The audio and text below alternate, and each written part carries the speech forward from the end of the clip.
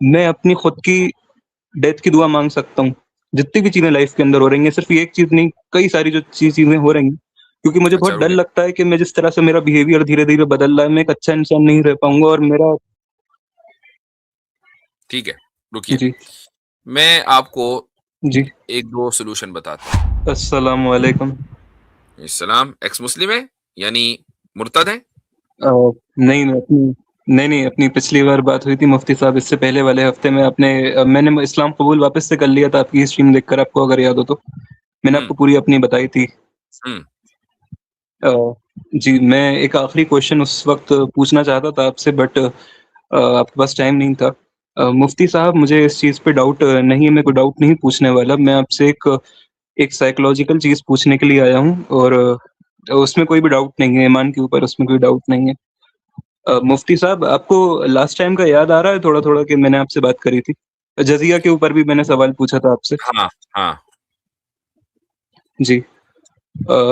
مفتی صاحب، میں نے جب اسلام واپس سے قبول کرا تھا، تو اس کے بعد ایک چیز ہونی سٹارٹ ہوئی کہ میرے ساتھ فی الحال میری لائف کے اندر کافی ساری پرابلمس چل رہی ہیں، اور کئی ساری چل رہی ہیں.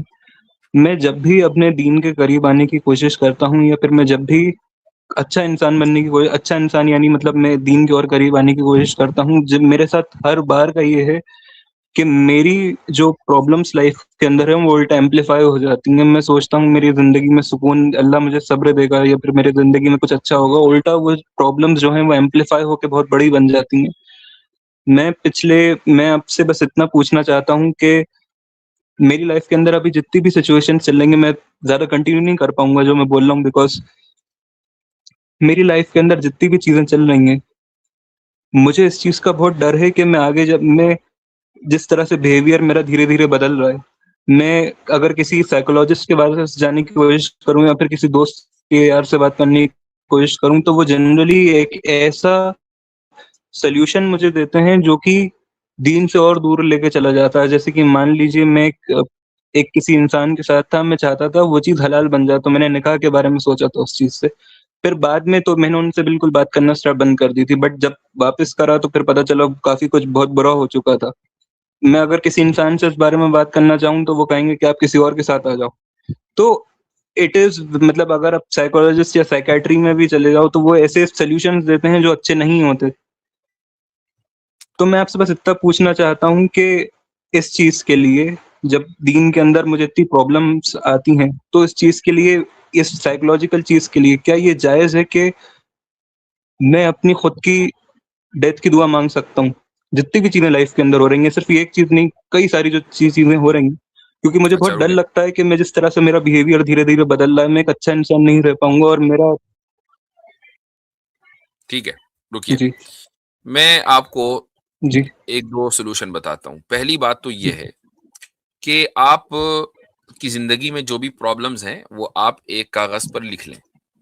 چاہے وہ اس شادی کا مسئلہ ہو کہ جس سے آپ شادی کرنا چاہتے تھے وہ شادی نہیں ہو پائی، یا آپ کی جاب کا مسئلہ ہو، ٹھیک ہے، یا کوئی بھی مسئلہ ہو، واٹ ایور، آپ ایک کاغذ پر لکھ لیجیے اس کو کہ یہ مسئلہ مسئلہ number 1، issue number 2، issue number 3، اس طریقے سے لکھ لیں.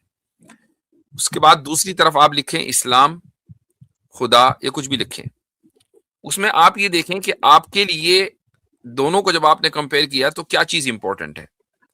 مثلا اس لڑکی سے شادی کرنا امپورٹنٹ ہے جو لڑکی آپ کو چھوڑ کر چلی گئی، یا اس خدا کو ماننا ضروری ہے اور اس خدا کی ماننا ضروری ہے کہ جس خدا نے آپ کو کریٹ کیا اور ہر وہ چیز کریٹ کی کہ جس کو آپ استعمال کر رہے ہیں، زندہ ہیں آپ اس کی وجہ سے. تو آپ کمپیئر کریں کہ کون سی چیز زیادہ امپورٹنٹ ہے. جو چیز زیادہ امپورٹنٹ ہو اس کو اختیار کریں، جو چیز لیس امپورٹنٹ اس کو فی الحال سائڈ کر دیں. کیونکہ جس نے آپ کو کریٹ کیا ہے اس نے آپ کا جوڑا بھی کریٹ کیا ہوگا. تھوڑا سا صبر کرنے کی ضرورت ہوتی ہے.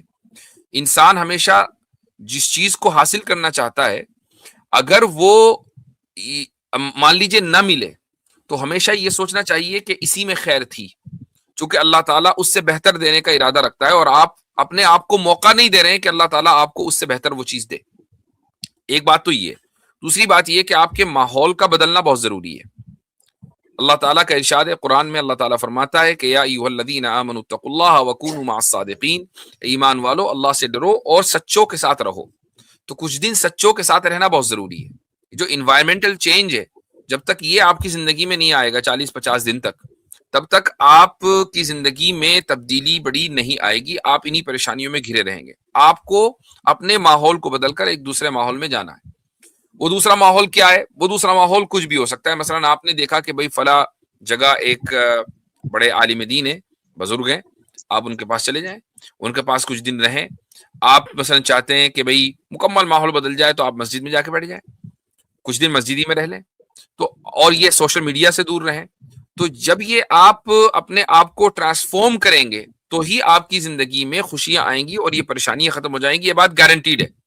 لیکن اگر سورس آف پرابلمز وہی رہے اور آپ یہ کوشش کرتے ہیں کہ نہیں میں ٹرانسفارم ہو جاؤں، تو یہ پاسبل نہیں ہے. پر مفتی صاحب جیسے میرے والد ہیں، میرے پیرنٹس جو ہیں، میں کیونکہ میں نے جب بھی دین کو مطلب میں نے ابھی جیسے میں دین کو فالو کرتا ہوں اپنے، تو ہم لوگوں کے گھر کے اندر جیسے شادی ہوتی ہیں تو وہاں پہ بائفرکیشن نہیں ہوتا فیمیل اور میل کے بیچ میں، مطلب ایسے کامن وہ کر دیتے ہیں. میں اس جگہ پہ جنرلی نہیں جاتا جہاں پہ فیمیلز ہوتی ہیں. میرے ہی والد کو یہ لگنے لگا ہے کہ میں کوئی سائیکولوجیکل ٹراما سے گزر رہا ہوں یا پھر میرے اندر کوئی انفیریٹی کمپلیکس آ چکا ہے جو میں اس ٹھیک ہے. طرح کا بیہیویئر شو کر رہا ہوں. جیسے میں کسی سے ہاتھ نہیں ملاتا تو میرے ہی دوست مجھے کہنے لگے کہ میں پاگل ہو رہا ہوں دھیرے دھیرے. مجھے جتنا لگتا آپ تھا کہ میں دین کو آپ فالو اپنے کروں دوستوں گا، سے مجھے ہاتھ کیوں نہیں ملاتے؟ نہیں دوستوں سے نہیں. جیسے کوئی میری بہن ہے لیکن وہ میری غیر محرم ہے، وہ بہن ہے لیکن وہ کزن دور کی آ رہی ہیں، تو وہ میرے لیے وہ ایک پردہ ہے وہاں پر. ٹھیک ہے. میں اگر فیمیلز کے بارے میں جوک نہ کروں جیسے اب دوستوں کے بیچ میں ہو رہا ہے تو وہ پورا میں تو ہر جگہ بے عزت ہو رہا ہوں اس چیز سے.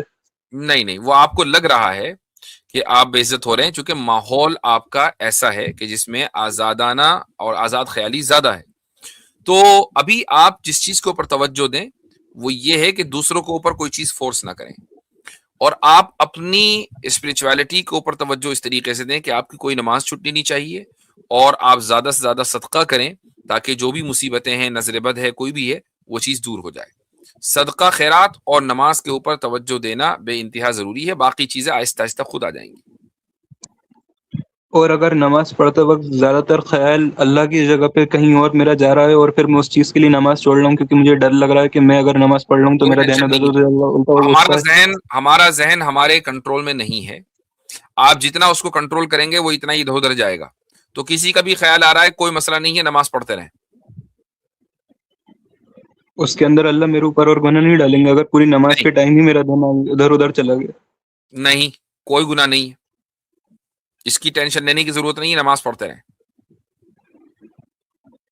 جی مفتی صاحب بہت بہت شکریہ آپ کا. یہی میرا وہ آخری سوال تھا جو مجھے اس ٹائم آپ سے پوچھنا تھا. چلیں بھائی، جزاکم اللہ خیرن. اللہ تعالیٰ آپ کو ثابت قدم رکھے.